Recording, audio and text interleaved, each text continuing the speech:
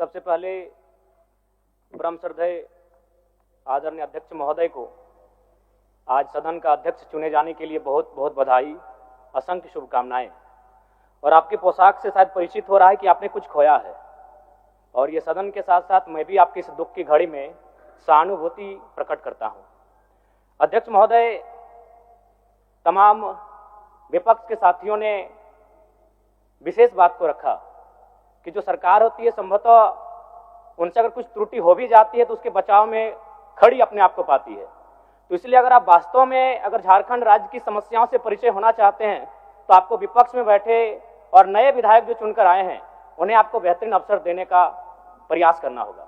अध्यक्ष महोदय, अगर आपकी व्यक्तिगत बात कही जाए तो आपकी कुशलता की, आपकी योग्यता की, आपकी निपुणता की पूरा राज्य प्रशंसा करता है, लेकिन हमें लगता है कि अपने व्यक्तिगत विषयों से हटकर हमें आज राज्य के जो ज्वलंत मुद्दे हैं उन पर भी अपने ध्यान आकृष्ट करने की आवश्यकता है। अध्यक्ष महोदय, मैं झारखंड लोकतांत्रिक क्रांतिकारी मोर्चा अपने पूरे संगठन की ओर से आपको बधाई देता हूं और आपसे विशेष मांग करता हूं, चूंकि मैं जिन परिस्थितियों से यहां से चुनकर आया हूं, कहीं ना कहीं राज्य के शोषित वंचित लोगों की एक बहुत बड़ी अपेक्षाएं हैं। इसलिए जिस दृष्टि से आप सत्ता पक्ष को देखेंगे, जिस दृष्टि से आप विपक्ष को देखेंगे, उसी दृष्टि से मुझे भी और मेरी पार्टी की ओर से मुझे बात रखने का अवसर दिया जाएगा। मैं आपसे ये मांग करता हूं, क्योंकि आज जो हमें बात को रखने का अवसर दिया गया है ये बधाई है। मैं आपको पुनः बधाई देने के साथ साथ बस मैं ये कहना चाहूँगा, चूँकि मैं एक छात्र के नाते इस विधानसभा में आया हूँ, छात्र की गलियों से, छात्र आंदोलन से मैं पहचान बनाकर आया हूँ, और मैं आपके माध्यम से सरकार तक ये संदेश देना चाहूँगा।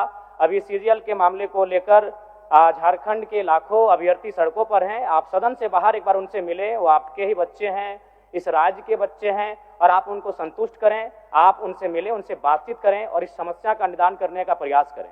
और चूंकि मैं एक विधानसभा से भी आता हूँ तो मैं आपको अपने विधानसभा के संदर्भ में ये कहना चाहूँगा, मेरा विधानसभा जो कि परासनाथ की तराइयों में आता है, वहाँ जो लोगों की समस्याएं हैं वह मूलतः शिक्षा और प्रवास को लेकर हैं। तो आपसे हमारी मांग होगी कि वहाँ शैक्षणिक हब में हमारे विधानसभा को तब्दील किया जाए, और साथ ही जो प्रवास की समस्या है, मैं इसलिए इस विषय को कहूँगा, मैं थोड़ा समय लेकर कि आज देखिए इस सदन की बात करें तो कहीं ना कहीं हम लोग एक परिवार हैं और परिवार के नाते आज इस सदन में बैठे हैं।